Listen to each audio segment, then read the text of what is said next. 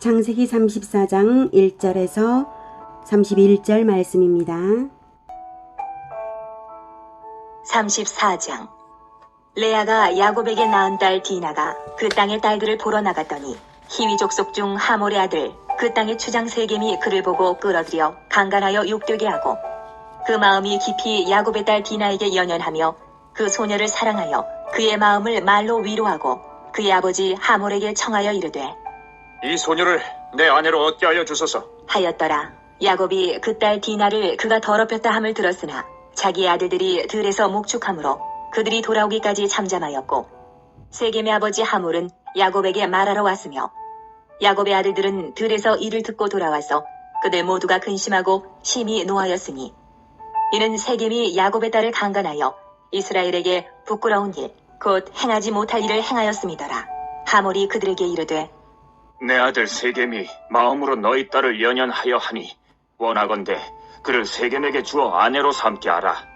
너희가 우리와 통혼하여 너희 딸을 우리에게 주며 우리 딸을 너희가 데려가고 너희가 우리와 함께 거주하되 땅이 너희 앞에 있으니 여기 머물러 매매하며 여기서 기업을 얻으라. 하고 세겜도 디나의 아버지와 그의 남자 형제들에게 이르되 나로 너희에게 은혜를 입게 하라. 너희가 내게 말하는 것은 내가 다 주리니 이 소년만 내게 주어 아내가 되게 하라. 아무리 큰 혼수와 예물을 청할지라도 너희가 내게 말한 대로 주리라. 야곱의 아들들이 세겜과 그의 아버지 하몰에게 속여 대답하였으니 이는 세겜이 그 누이 디나를 더럽혔음이라. 야곱의 아들들이 그들에게 말하되 우리는 그리하지 못하겠노라. 할례받지 아니한 사람에게 우리 누이를 줄 수 없노니 이는 우리의 수치가 됨이니라. 그런즉 이같이 하면 너희에게 허락하리라. 만일 너희 중 남자가 다 할례를 받고 우리같이 되면 우리 딸을 너희에게 주며 너희 딸을 우리가 데려오며 너희와 함께 거주하여 한 민족이 되려니와 너희가 만일 우리 말을 듣지 아니하고 할례를 받지 아니하면 우리는 곧 우리 딸을 데리고 가리라. 그들의 말을 하몰과 그의 아들 세겜이 좋게 여기므로 이 소년이 그 일 행하기를 지체하지 아니하였으니 그가 야곱의 딸을 사랑함이며 그는 그의 아버지 집에서 가장 존귀하였더라. 하몰과 그의 아들 세겜이 그들의 성읍문에 이르러 그들의 성읍 사람들에게 말하여 이르되 이 사람들은 우리와 친목하고 이 땅은 넓어 그들을 용납할 만하니 그들이 여기서 거주하며 매매하게 하고 우리가 그들의 딸들을 아내로 데려오고 우리 딸들도 그들에게 주자. 그러나 우리 중에 모든 남자가 그들이 할례를 받은 같이 할례를 받아야 그 사람들이 우리와 함께 거주하여 한 민족 되기를 허락할 것이라. 그러면 그들의 가축과 재산과 그들의 모든 짐승이 우리의 소유가 되지 않겠느냐. 다만 그들의 말대로 하자. 그러면 그들이 우리와 함께 거주하리라.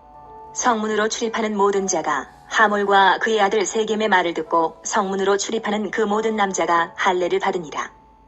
제3일에 아직 그들이 아파할 때에 야곱의 두 아들 디나의 오라버니 시므온과 레위가 각기 칼을 가지고 가서 몰래 그 성읍을 기습하여 그 모든 남자를 죽이고 칼로 하몰과 그의 아들 세겜을 죽이고 디나를 세겜의 집에서 데려오고 야곱의 여러 아들이 그 시체 있는 성읍으로 가서 노략하였으니 이는 그들이 그들의 누이를 더럽힌 까닭이라. 그들이 양과 소와 나귀와 그 성읍에 있는 것과 들에 있는 것과 그들의 모든 재물을 빼앗으며 그들의 자녀와 그들의 아내들을 사로잡고 집 속의 물건을 다 노략한지라. 야곱이 시므온과 레위에게 이르되 너희가 내게 화를 끼쳐 나로 하여금 이 땅의 주민 곧 가나안 족속과 브리스 족속에게 악취를 내게 하였도다. 나는 수가 적은즉 그들이 모여 나를 치고 나를 죽이리니 그러면 나와 내 집이 멸망하리라. 그들이 이르되 그가 우리 노이를 창녀같이 대우함이 옳으니까.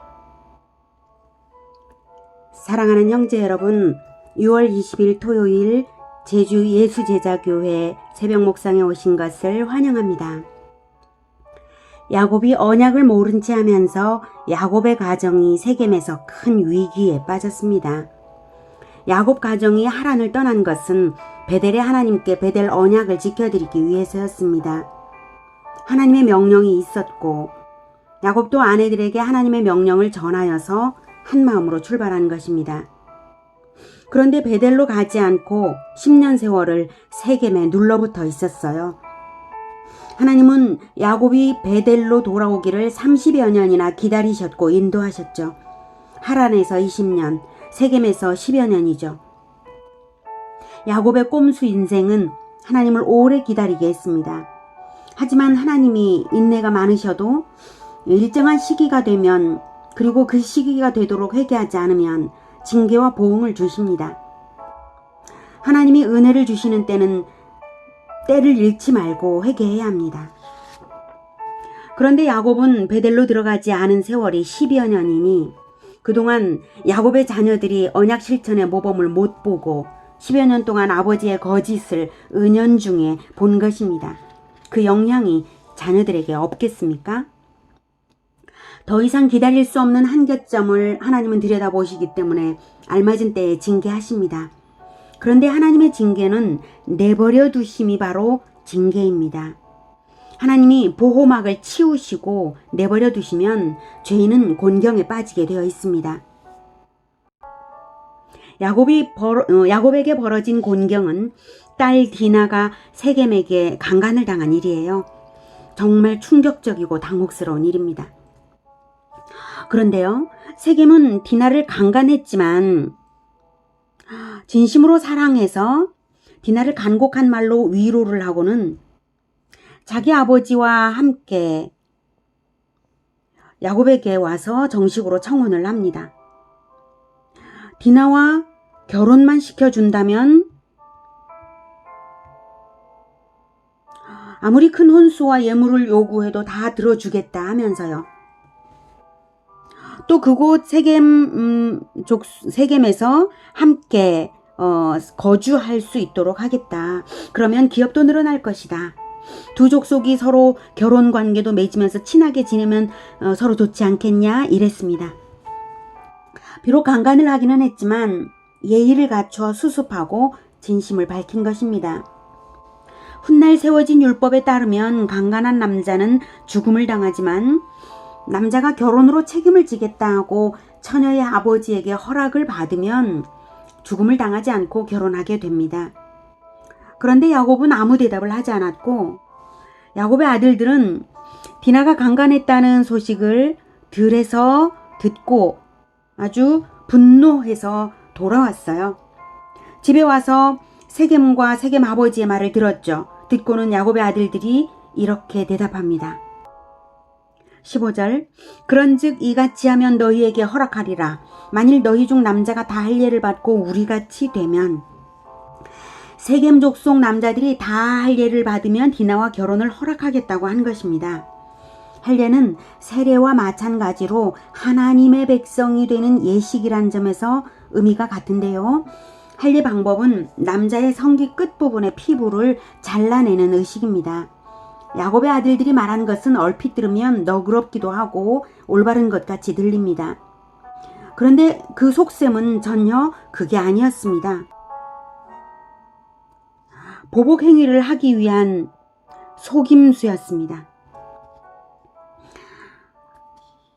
13절 야곱의 아들들이 세겜과 그의 아버지 하몰에게 속여 대답하였으니 이는 세겜이 그 누이 디나를 더럽혔습니다.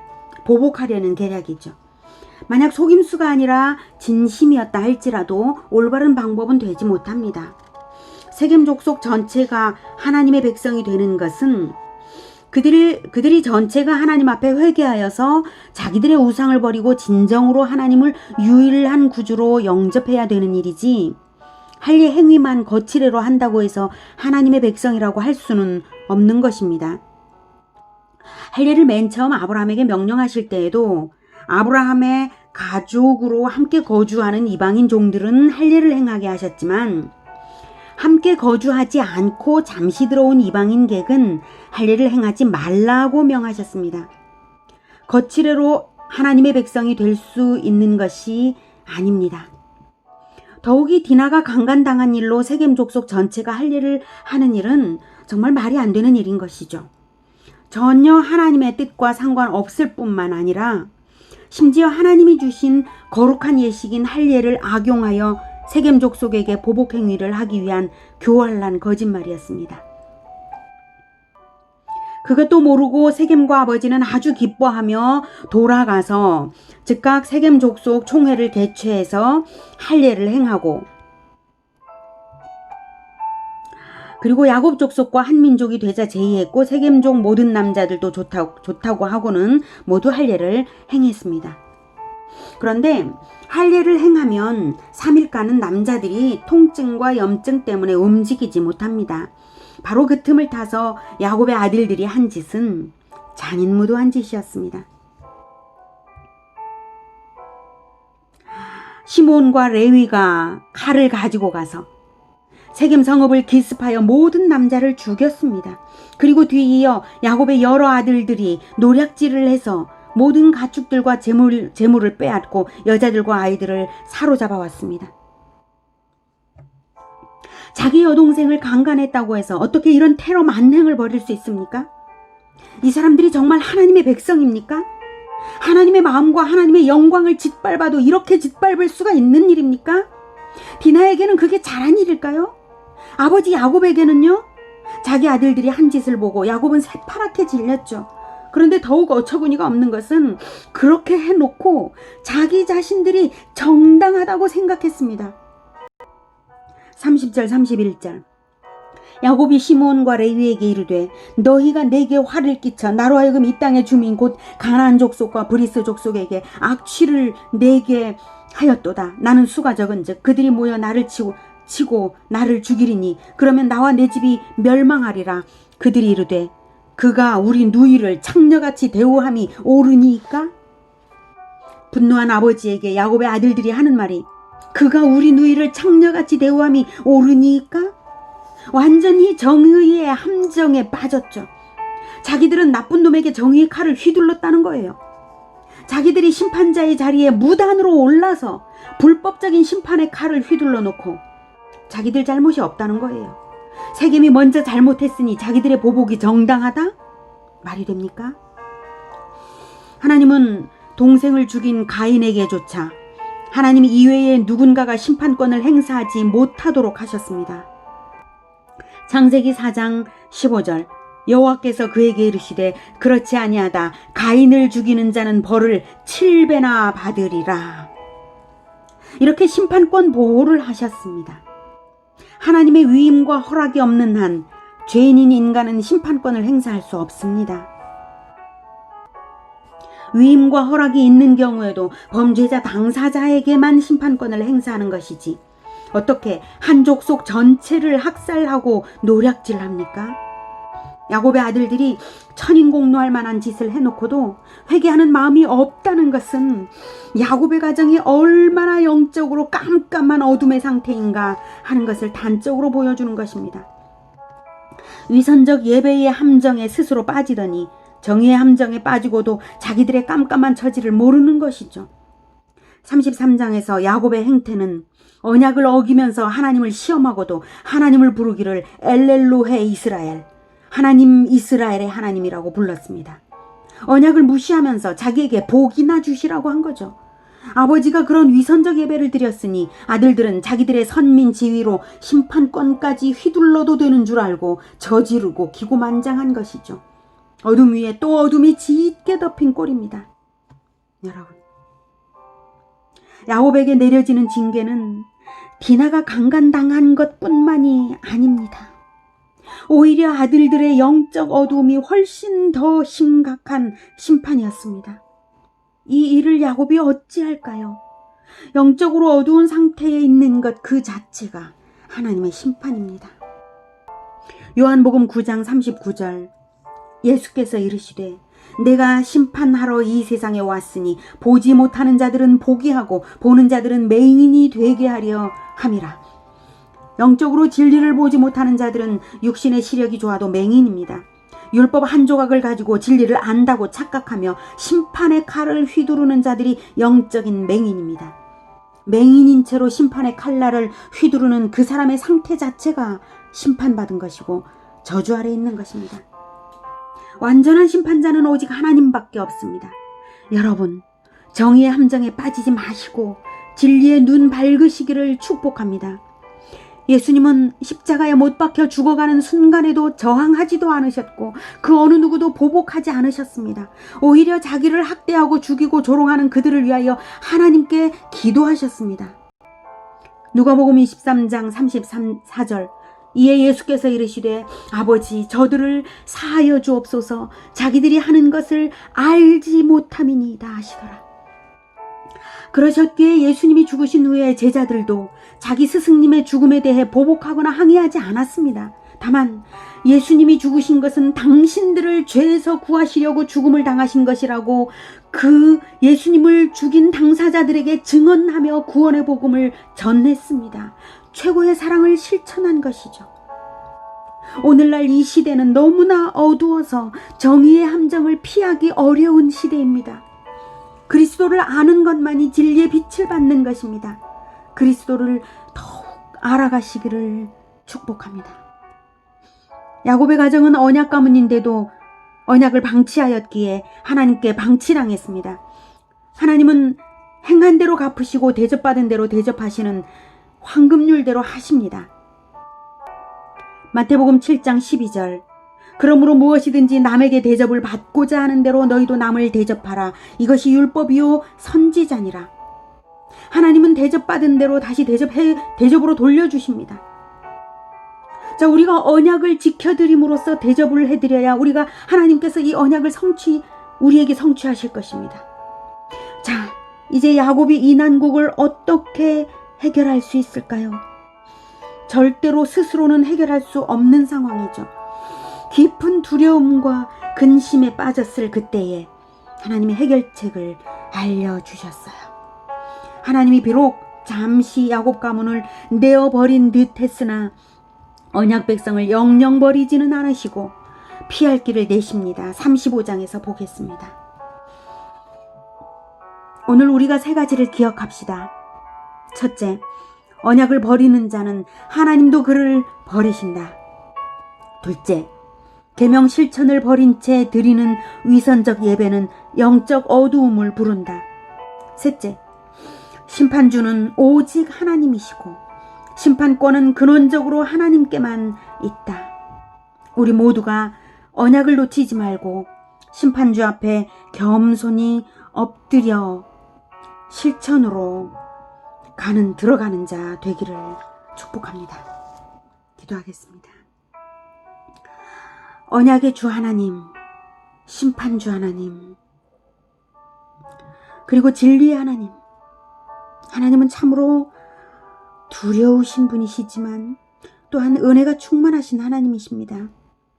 하나님, 오래 기다리시는 하나님. 우리가 오래 기다리시는 하나님 앞에서 우리가 하나님이 얼마나 두려우신 분인지를 생각하면서 겸손히 엎드려 언약을 바라고 계명 실천하는 자 되게 하여 주시옵소서. 오직 심판주는 하나님이신 것을 생각하며 오직 예수 그리스도의 길만 따를 수 있도록 우리의 눈을 밝혀주시옵소서. 우리가 그리스도를 따라가겠습니다. 예수 그리스도 이름으로 기도드립니다.